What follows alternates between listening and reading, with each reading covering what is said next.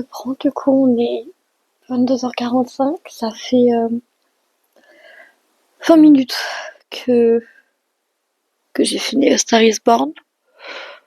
Je suis dans un état lamentable parce que le film touchait beaucoup plus que ce que j'avais prévu, parce que moi je voulais regarder le film simplement parce qu'il y avait Lady Gaga dedans. Et alors ça, c'est une bouteille de jus de fruits, hein. Voilà. Donc je disais, je voulais regarder A Star is Born juste parce qu'il y avait Lady Gaga dedans, mais j'avais pas vu le synopsis. J'avais pas vu de critique sur le film, forcément, pour ne pas me spoiler. Je n'étais pas prête à ça. Est-ce que ça fait vraiment 20 minutes que je suis dans cet état-là, prête à chialer pour à peu près tout et n'importe quoi? Oui. Est-ce que j'ai chialé de nombreuses fois pendant le film? Oui. Est-ce que je vais m'en remettre? Non, je crois pas. Je pense pas pouvoir m'en remettre. Je pense pas en être capable. Mais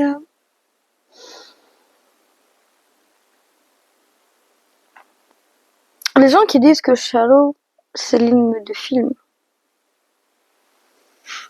Alors oui, techniquement oui. C'est la chanson qui l'a fait connaître. C'est la première chanson qu'on entend dans le film. Pourquoi pas? Mais avec toute l'histoire du film, je suis désolée, mais Always Remember Us This Way, c'est bien meilleur hymne pour ce film qu'autre chose. J'aimais déjà beaucoup Always Remember Us This Way, mais là, je vais plus pouvoir l'écouter de la même manière. Elle a pris une tournure, un sens tellement plus tragique, tellement plus beau que ce qui était déjà à l'origine. Parce que moi, naïve, ayant pas vu le film, je pensais simplement que ça parlait d'une rupture. Après, après avoir vu le film, ça parle pas de n'importe quelle rupture. Je vais me remettre à pleurer.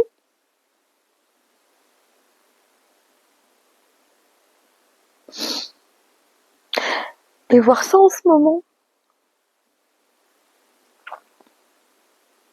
Alors que depuis mercredi, j'ai lâché une bombe à mon ex. Et que depuis, je tourne autour du pot et je fais en sorte de ne pas répondre à la seule question qui est pourquoi t'as fait ça?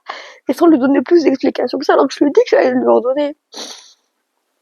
Et à côté, le taf, c'est de pire en pire et où ça me bouffe toute mon énergie et de voir là ce film qui reprend idéalement ma carrière et ma vie idéale.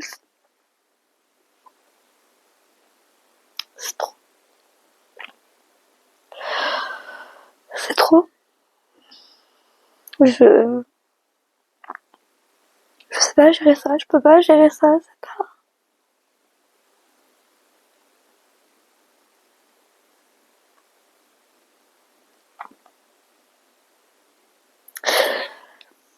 Ouais, non, c'est je sais pas faire. Je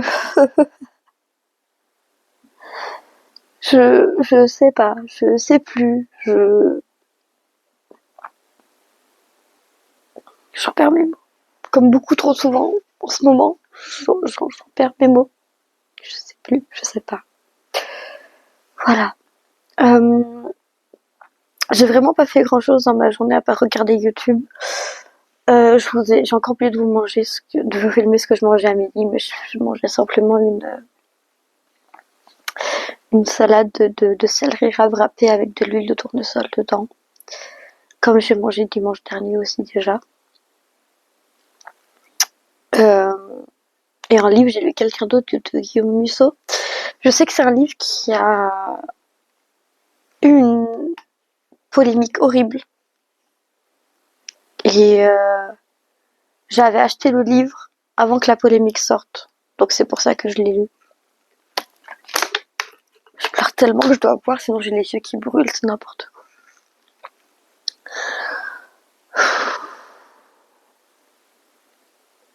Mais, euh, mais oui, du coup, je l'ai lu. L'histoire est très très bonne. C'est une bonne histoire. avec du suspense, des retournements de situation. Jusqu'à la fin de la troisième partie, on se baladait sur qui est à l'origine du meurtre qui est présenté littéralement dans le premier chapitre. Premier chapitre, on sait qu'il y a un meurtre. Le livre est divisé en 4 parties et fin de la troisième partie, du coup, on sait qui réalise le meurtre. Et du coup, la quatrième partie doit être simplement la police qui essaie de retrouver, de faire sens sur la piste, sur les pistes qu'elles ont pour essayer de retrouver le ou la meurtrière. Mais le livre est très bon, il nous balade, c'est bien. En vrai, c'est pas mal du tout. Mais du coup, vu qu'il y a eu la fameuse polémique sur le fait que le livre aurait été totalement plagié et volé à une autrice noire, maintenant je me dis qu'il faut que je me procure le livre du coup de cette fameuse autrice pour comparer à quel point les écrits sont vraiment similaires. Et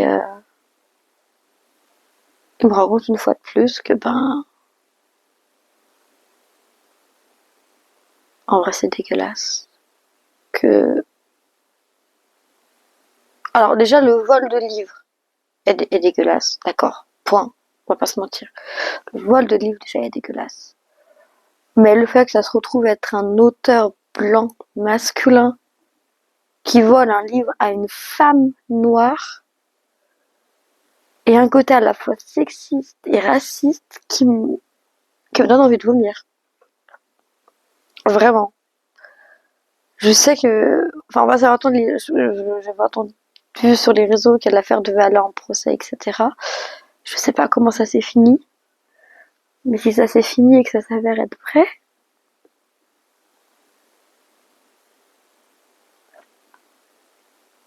c'est, c'est juste affreux.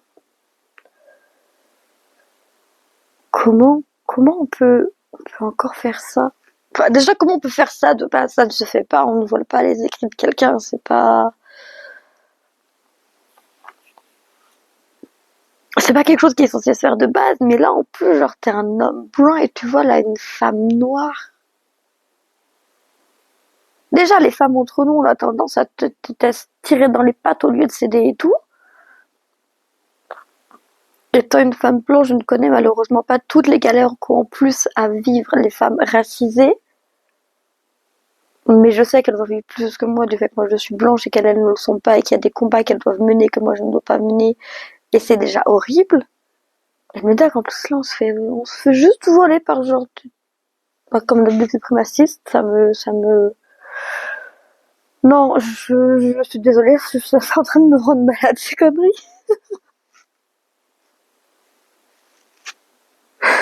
Ce monde est fou, ce monde est fou, ce monde me rend malade, y a plus rien qui va. Comment on peut supporter ça?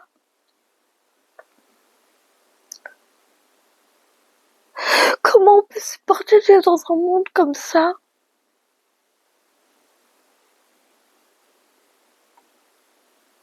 Où on peut être à la fois capable des plus belles choses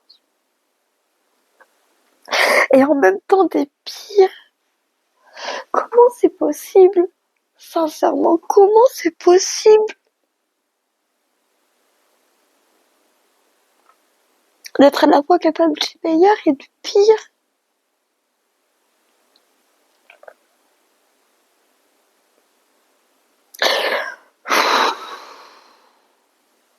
J'en suis fatiguée. Mais là, j'en suis fatiguée nerveusement parce que là, j'ai passé ma journée au lit. Je sais que ce soir, du coup, je vais pas dormir et demain matin, ça va être l'enfer pour aller au boulot, pour gérer ensuite les 2 séances de sport, la première avec Elisa, la deuxième avec Morgane. On va gérer de la meilleure des manières parce que c'est comme ça qu'on fait. On va faire une séance renfo avec Elisa, renfo cardio avec Elisa et ensuite on se fera une séance étirement, tous mes étirements que j'ai à faire et mon renforcement pour la calisthénie, je le ferai le soir. Ce sera un peu plus doux, un peu plus lent, ce sera parfait. Mais ouais, non, viens Hugo, viens dire bonjour au flag. Viens mon cœur. Viens me voir. Viens me voir. Viens me voir. Je vais dire bonjour à maman. Je vais dire bonjour à maman. Oui. Tu montes? Tu montes te coucher sur moi? Non. Tu préfères t'asseoir. Ça, c'est ma bouteille d'eau.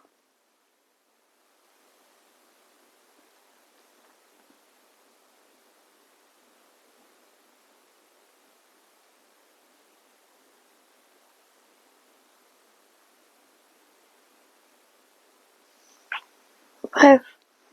Comme je vous disais, là, je suis moralement et nerveusement fatiguée. Et là, je crois que le seul truc qui pourrait me faire déconnecter, c'est des vacances. Mais des vacances, j'en ai pas avant mars. Ce qui veut dire que là, j'ai encore 2 mois à tenir. J'ai 2 mois à tenir avant d'être en vacances. J'ai posé quelques jours avant, mais c'est des jours qui vont être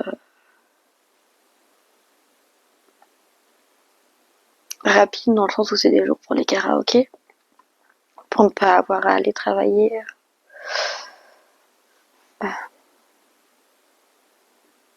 Sur des jours où j'aurais à travailler et enchaîner le karaoké, parce que ça aussi, au bout d'un moment, ça m'épuise, mais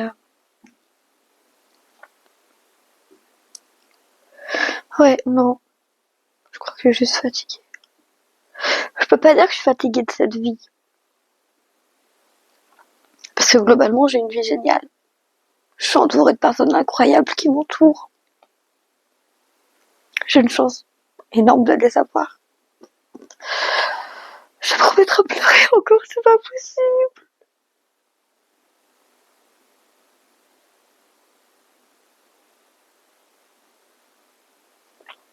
Putain, c'est dur d'être vulnérable. C'est déjà dur de l'être en temps normal. Mais ça l'est presque encore plus de l'être en vidéo.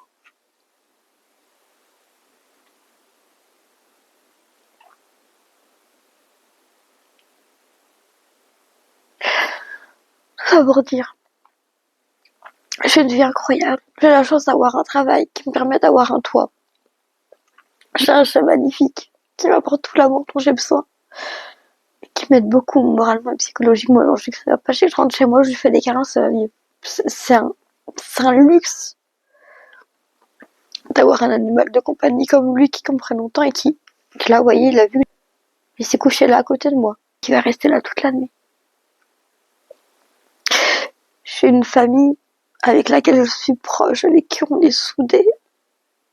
C'est un luxe de s'entendre bien avec sa famille quand je vois toutes les familles autour de moi qui s'entendent pas, où c'est conflit sur conflit sur conflit, où c'est drame sur drame sur drame. Moi, j'ai une famille où on s'entend bien, alors on est peut-être qu'un petit noyau.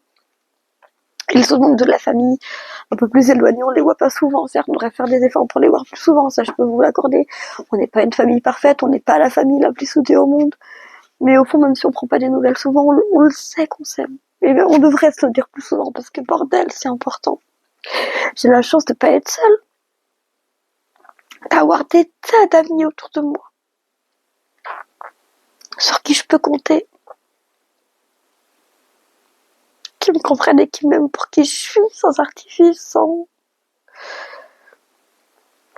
faux semblant dire rien, des vrais amis qui vont me regarder droit dans les yeux et me dire là t'es en train de faire de la merde, Gaëlle. Point. Parce que les vrais amis font ça, ils sont pas toujours d'accord avec ce que tu dis ou ce que tu fais. Ils sont aussi capables de te dire là t'es en train de faire de la merde. J'ai de la chance d'avoir des amis comme ça. Et c'est une chance énorme. Donc je peux pas dire que j'aime pas cette vie. Donc je peux pas dire que je suis fatiguée de cette vie. Mais je suis fatiguée tellement de petites, il y a tellement de petites choses au quotidien qui ne vont pas forcément et qui pourraient être mieux. Je crois que c'est ces petites choses-là qui me fatiguent. Et c'est si dommage parce que la vie, elle est si belle. J'ai tellement pas de temps normalement à perdre avec ça et pourtant, je suis là, dimanche soir, quasiment 23h maintenant et en train de pleurer à propos de je sais pas quoi, juste parce que je crois que j'ai dû encaisser trop de choses, j'ai voulu faire la forte et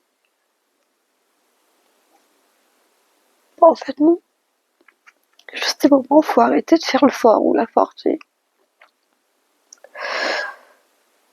accepter que des fois les émotions ont besoin de sortir. Ou alors c'est peut-être juste le déni, genre j'ai fait les trucs à fond comme je voulais les faire et je pensais pas avoir besoin de ces émotions-là et pourtant elles sont là, elles doivent être vécues et on peut rien y faire. Juste les laisser passer, les vivre tant qu'elles sont là et après repartir sur une meilleure base. Bref.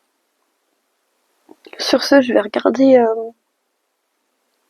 un ou deux épisodes d'Alien Theory. Parce que mon site de streaming remarche à propos d'Alien Theory. Et, euh, et je préparais ma tenue de taf pour demain. Puis, voilà. Ce sera tout pour ce vlog. Cette fin de vlog aura été extrêmement brouillon, on va pas se mentir.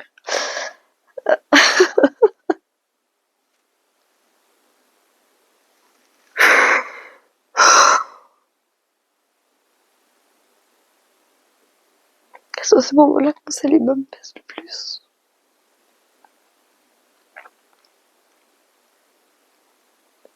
Parce que c'est à ce moment-là quand je suis vulnérable, je voudrais juste avoir quelqu'un.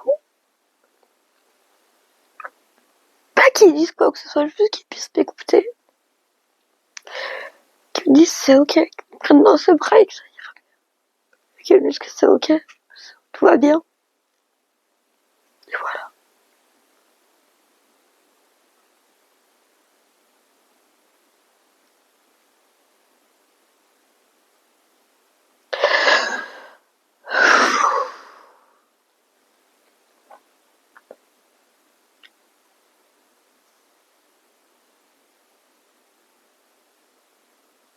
C'est vraiment ça le plus dur.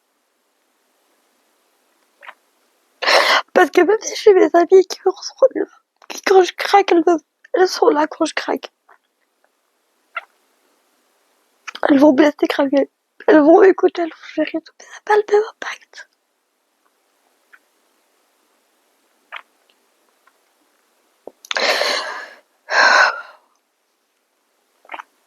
Si je sais qu'elle m'aime avec tout l'amour du monde et que je les aime avec tout l'amour du monde, ça aura jamais la même force et le même impact. Et c'est là que je me rends compte qu'en fait,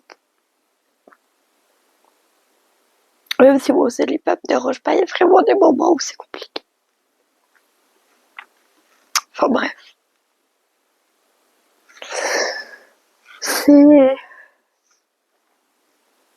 C'est du coup tout pour cette fin de vlog.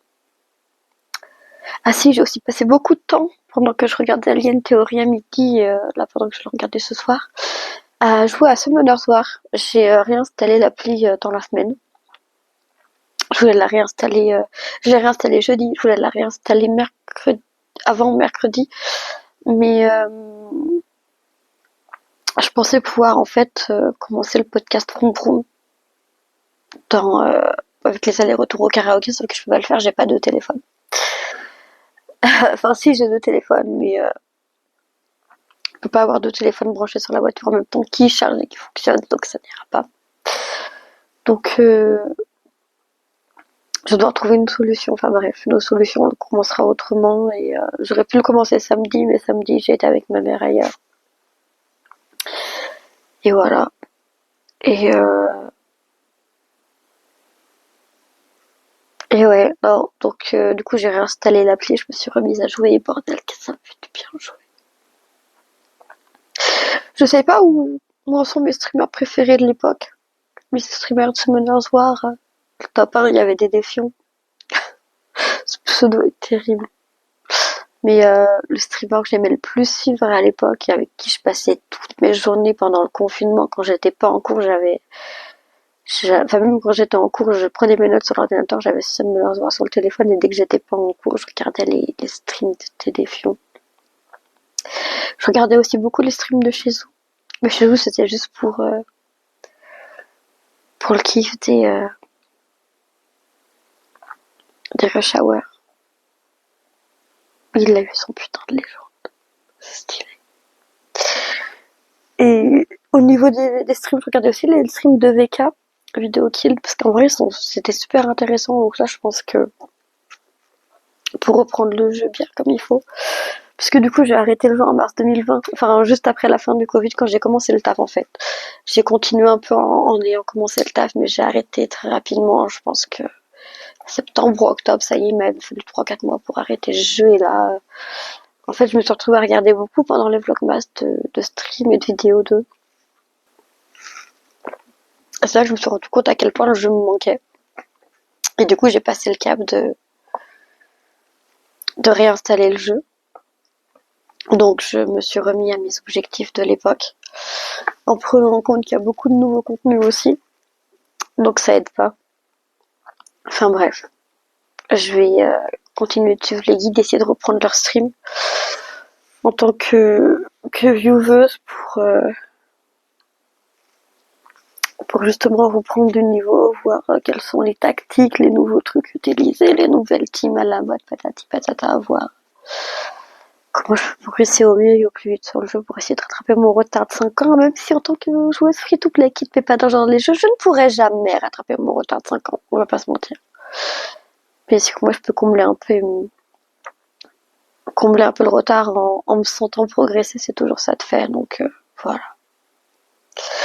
Bref, sur cette fin de vlog totalement aléatoire, pleine de larmes, et maintenant j'ai à nouveau les yeux qui brûlent et je n'ai plus de gouttes pour les yeux. L'ordonnance est faite par le médecin, mais j'ai toujours pas été la chercher. J'irai en sortant du taf. Si j'y pense. Ou sinon, je sais pas quand. Peut-être en rentrant de la salle. Je pourrais rester avant dans la voiture. Pas à la maison, ce sera bien. On verra. Bref. Sur cette fin de vlog, j'espère que tu as passé un bon week-end. Que ton week-end a été aussi doux et reposant que le mien. Même s'il se finit dans des larmes, et des prises de conscience et des réalisations terribles. J'espère que ton week-end du coup aura été un peu plus doux que cette fin de week-end pour moi. J'espère que ce vlog t'aura plu malgré tout. Si c'est le cas, n'hésite pas à le liker, le commenter, le partager. N'hésite pas non plus à t'abonner si ce n'est pas encore fait. Et sur ce, je te dis à dimanche pour une nouvelle vidéo ou à mercredi pour un nouveau